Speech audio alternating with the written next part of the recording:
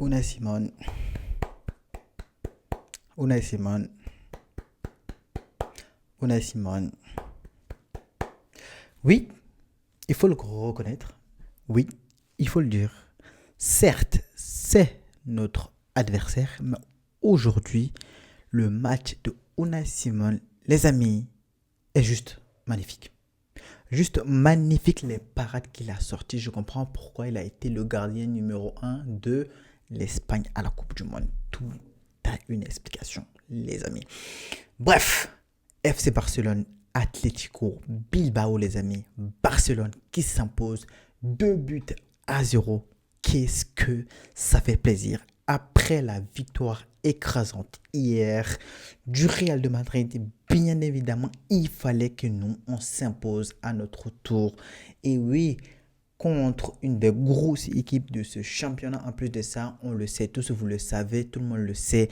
Oui, l'Atlético Bilbao, c'est un des cadors du championnat espagnol. Ce n'est pas d'aujourd'hui. Donc voilà. Maintenant que ceci est dit, il faut revenir sur ce match-là. Franchement, niveau défensivement, on fait du gros taf. On fait du gros taf, surtout avec Christensen qui a été remplacé aujourd'hui par un Koubarsi. Koubarsi, les amis, alors franchement, si c'est pas l'un des meilleurs défenseurs au monde, je ne sais plus quoi en dire en fait. Je ne sais plus quoi en dire parce que ce mec, il est tellement bon quand il est titularisé. Franchement, je me demande qu'est-ce que on peut trouver comme superlatif pour le qualifier encore. Ce gars, c'est qu'il est capable de faire en fait. Koubarsi associé aujourd'hui à Gérard Martin, même si aujourd'hui Gérard Martin, les amis, il a fait quelques boulettes. Je crois que je crache sur mon micro là, ouais. Aujourd'hui, même si Gérard Martin, il a fait une boulette, pas quelques boulettes, une seule boulette, du coup, sur un des cartons jaunes d'ailleurs que Xavi Espart, il a pris aujourd'hui. Parce que oui, ce n'était pas de sa faute à lui pour le coup, parce que le carton jaune qu'il a pris, tout simplement, c'est de la faute de Gérard Martin sur une des interceptions qu'il était censé faire facilement. Il fait un truc non académique derrière et se loupe et derrière ça passe. Le attaquant de l'Atlético Bilbao, il partait en face à face contre le gardien. Heureusement que Xavi Espart qui l'a arrêté, oui, c'est vrai, il a été obligé de faire la faute pour pouvoir l'arrêter, mais finalement, il a pris son carton jaune. Ça peut se comprendre. C'était pas de sa faute, c'était de la faute de Gérard Martin. Et pour le côté droit, Eric Garcia, les amis, Eric Garcia, il a fait un match très correct aussi, j'ai trouvé. Offensivement, je sais pas, il y a encore pas cette entente entre lui et Lamine Yamal, mais il va falloir qu'on trouve très vite une solution à ça. Ou peut-être mettre Jean Cancelo à droite parce que je sais pas, il n'y a pas une grosse entente entre Eric Garcia sur le côté droit et Lamine Yamal. Franchement, c'est dommage. Mais bon, après, au milieu de terrain, sur Marc Bernal, les amis. Marc Bernal, il a fait un bon match. Il a su être à la récupération. Il a su être à la distribution de plusieurs ballons. Surtout, il a fait pas mal de récupération au milieu de terrain. Derrière, même si les passes... les dernières passes n'étaient pas trop assurées. C'est le seul bémol avec ce joueur, en fait, Marc Bernal. Mais au milieu de terrain, franchement, on peut le dire, il fait du gros travail. Mais je me demande si, avec un Pedri, un Fermin Lopez et maintenant un Rodri derrière, les amis, si il va avoir du temps de jeu. Parce qu'il faut savoir que Xavi Espart aussi, il peut jouer à gauche, à droite et au milieu de terrain. Donc, avec tous ces joueurs, là, je me demande, est-ce que Marc Bernal, il va avoir beaucoup de temps de jeu quand l'équipe type va se mettre en place? Parce qu'il faut le dire aujourd'hui encore une nouvelle fois, l'équipe que Hansi Flick il a alignée, je ne pense pas que ce soit son équipe type. À deux exceptions près, je pense que Marc Bernal et peut-être Gordon, si on trouve un BU, peut-être que Gordon il sera remplacé par Rafinha, Marc Bernal par Rodri, donc au milieu de terrain. Je pense que l'équipe type, ce n'est pas encore ça totalement. Mais bon, on attend de voir une fois que le mercato sera terminé. On verra bien comment il va se débrouiller avec ça. Les amis, qu'est-ce qu'il faut qu'on parle de Pedri, le maestro de Barcelone? Pedri, les amis, franchement, heureusement qu'on l'a. Heureusement qu'on l'a ce joueur parce que qu'est-ce qu'il est bon. En fait, il te stabilise ton milieu de terrain. Il pète le pressing de l'adversaire avec une facilité, une comment dire ça, déconstration, je sais pas quoi. Bref, avec une facilité déconcertante, ouais, c'est ça, hein, déconcertante, avec une facilité déconcertante à pouvoir garder le ballon et à pouvoir le distribuer, à pouvoir éliminer, casser le pressing de l'adversaire. En fait, en, en, en 2-3 touches de balle, en fait, il a une facilité à garder le ballon au pied que en fait, les autres n'ont pas. Fermin, il a. Marc Bernal, il a, mais ils n'ont pas ce petit truc, en fait, qui fait que lui, c'est spécial, en fait. Je ne sais pas si vous voyez ce que je vais dire. Je crois que vous voyez très bien ce que je vais dire. Si vous avez regardé le même match, vous avez vu. Donc voilà. Il a cette facilité à garder le ballon, à péter le pressing de l'adversaire et à distribuer le ballon très facilement. Aujourd'hui, d'ailleurs, il sort avec une passe décisive pour Rafinha, les amis. Et quelle passe décisive, d'ailleurs, pour Rafinha. Et Rafinha, derrière, bien évidemment, qui, oui, certes, je l'ai dit, Unai Simon, il a fait un très bon match, mais aujourd'hui, il s'est fait dribbler par un Rafinha derrière qui met ce but, franchement, très beau. Et je me demande derrière si le défenseur, là, le défenseur de Bilbao, derrière, s'il taclait, il avait le ballon. Hein. Le but que Rafinha, il a marqué, si le défenseur de l'Atlético Bilbao, il avait taclé, il aurait eu le ballon, il aurait pu sortir le ballon. Bah, bref, tant mieux pour nous, de toute façon. Donc, on s'en fout qu'il ait taclé ou pas taclé. Le plus important, c'est que nous, on sort avec ce but-là.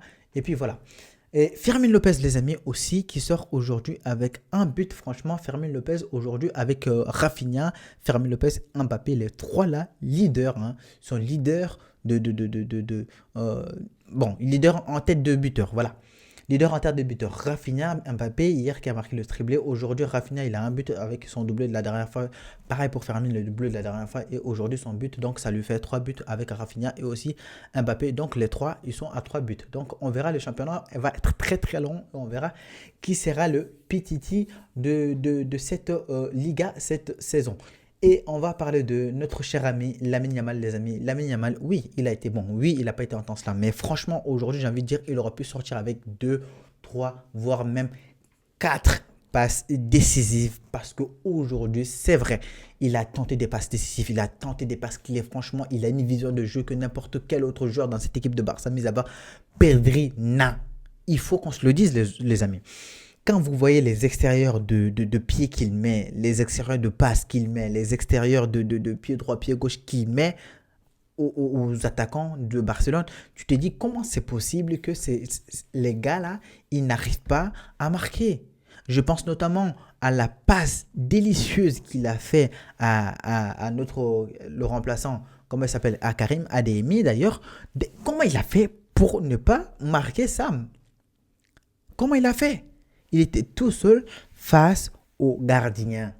Même s'il y avait hors-jeu, les amis, même s'il y avait hors-jeu, ce but-là, il aurait dû le marquer.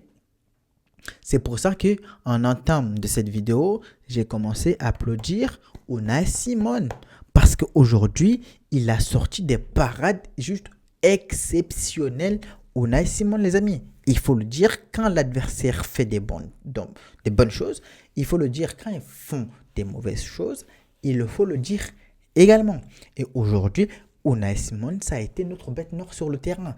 Et bref, en même temps, Rodri, il est rentré, les amis, il a stabilisé le milieu de terrain avec Pedri. Même si avant son entrée, le milieu de terrain, il était très bien. Mais là, il est venu renforcer le milieu de terrain avec un Pedri. Surtout, la facilité que Rodri il a, c'est que lui, il n'aime pas toucher le ballon trop. C'est un gars qui aime jouer en 1-2 touches de balle maximum, les gars.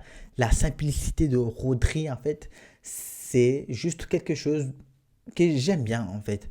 Pedri devrait faire pareil parfois, mais bon, c'est vrai que quand il a ce petit côté de tuer le pressing de l'adversaire, on ne peut pas lui demander plus que ce qu'il fait déjà. Donc voilà, maintenant que j'ai dit ça, on va basculer sur Dani Olmo, sur son entrée à Dani Olmo. Bon, ça n'a pas été une entrée exceptionnelle non plus. Donc voilà, il a fait une bonne entrée avec une conservation de balle et il a essayé, oui, de servir plusieurs fois un Fermin Lopez et servir aussi un Lamine Yamal. Mais force est de constater qu'il y a pas mal de déchets dans son entrée. Je vais rebondir sur Karim Adeyemi, les amis, d'ailleurs, qui a ramené du danger. Grâce à lui, d'ailleurs, que Fermin Lopez, aujourd'hui, il a pu marquer son but. Et d'ailleurs, il a commencé par un débordement sur son côté gauche en remplaçant avec Gordon. Et débordement, il fait un centre du coup du pied gauche. Et derrière, Laporte ne peut pas faire grand-chose que de repousser le ballon avec son pied gauche derrière. Bien évidemment, Unai Simon, il a été pris en contre-pied parce que oui, c'est son coéquipier, mais il a été pris contre-pied. Et derrière, finalement, oui, il y avait qui était là? Oui, toujours Fermin Lopez, les amis, qui avait juste à pousser le ballon au fond. En plus de ça, ce Fermin Lopez, les amis, il faut le dire, en fait, à chaque fois qu'il a le ballon, c'est vers l'avant. À chaque contrôle de ballon, c'est vers l'avant. Que ce soit les contrôles orientés, que ce soit juste les passes et les dribbles, tout est vers l'avant. Ce joueur-là, en fait, il est omnibulé par en fait la cage adverse et c'est une très bonne chose bien évidemment. Je ne suis pas en train de dire que c'est une mauvaise chose, au contraire, c'est une très, très bonne chose parce qu'il est dans notre équipe un joueur qui fait ce genre de truc. Franchement, moi je peux dire que félicitations à ce joueur-là. Donc maintenant que ceci est dit, l'entrée maintenant de Cancelo, des amis. Cancelo, il a fait bon, après une bonne entrée, il est rentré, il a remplacé Xavi Esparte du coup en tant que latéral gauche. Et ensuite, Xavi Esparte, il a basculé du coup au milieu de terrain avec Rodri et avec Fermin Lopez au milieu de terrain. Et puis Dani Olmo aussi au milieu de terrain. Mais mis à part ça, ouais. Et Jules Koundé, franchement, son entrée, ça n'a pas été une entrée flamboyante, hein. D'ailleurs, il a fait une intervention franchement totalement débile sur un des dégagements tout simplement. En plus, l'adversaire, il a pu le reprendre le ballon. Et derrière, même s'il a pu revenir récupérer le ballon, mais franchement, ça, c'est des trucs faciles. Jules Koundé, je pense que dans cette équipe, je ne sais pas s'il va avoir sa place, les amis, pour très longtemps. Parce que là, déjà, vous voyez, il est remplaçant dans cette équipe de FC Barcelone. Donc, il va falloir le surveiller. Et Alejandro Balde, les amis, quand on le voit derrière sur le banc de touche, on se dit, putain, merde, oh, j'ai du mal pour lui, quoi. Parce que, en fait, la première saison de Balde, la deuxième saison de Balde au FC Barcelone, franchement, je voyais un gars qui allait être l'un des meilleurs latérales gauche dans ce foot en fait, tout simplement, foot mondial. Et quand tu constates qu'au final, il vient à perdre sa place au profil de Xavi Esparte, un gosse de 19 ans qui lui prend sa place, tu te demandes est-ce qu'au final, Baldé, en fait, il a vraiment fait ce qu'il fallait faire, c'est-à-dire il aurait dû rester sérieux tout au long de sa carrière, en tout cas, aujourd'hui, il en paye le prix tout simplement. Donc voilà, je suis un peu déçu pour lui parce que moi je l'aimais très bien ce joueur-là en tant que latéral gauche et il n'était pas décevant, mais bon, c'est vrai que il pouvait faire mieux que ce qu'il fait en fait. Donc voilà. Je suis désolé pour lui, hein, mais il était, moi je le voyais devenir le meilleur défenseur gauche, en tout cas du monde, avec aujourd'hui quand tu vois un Nuno Mendes du PSG qui est très très bon, tu te dis en fait tout simplement que Baldé, bon, il a pêché un peu quoi. Donc voilà. Bref, les amis, je crois que j'ai répondu sur tout ce qu'il y avait à dire sur ce match-là, en tout cas. Et là, je ne sais pas si j'ai parlé de Rafinha, mais ouais, je parlais de Rafinha. Donc oui, le Barça, du coup, les amis, deux matchs, deux victoires, 6 points, différence de but 7. On est premier du championnat devant le Real de Madrid, pardon, avec 6 points aussi, bien évidemment, différence de but. 4 points pour le Real et 7 points pour nous, ce qui fait qu'on est devant eux. Donc en tout cas, on est la meilleure défense en ce moment du championnat avec 0 but encaissé. Le Real en a encaissé 2 si je ne dis pas de bêtises. Oui, ils en ont encaissé 2. Donc voilà, non, on en a encaissé que 0 but. Et tant mieux que ça continue comme ça. Bref, je ne veux pas tergiverser plus longtemps. Je ne veux pas vous faire perdre votre temps plus longtemps que ça.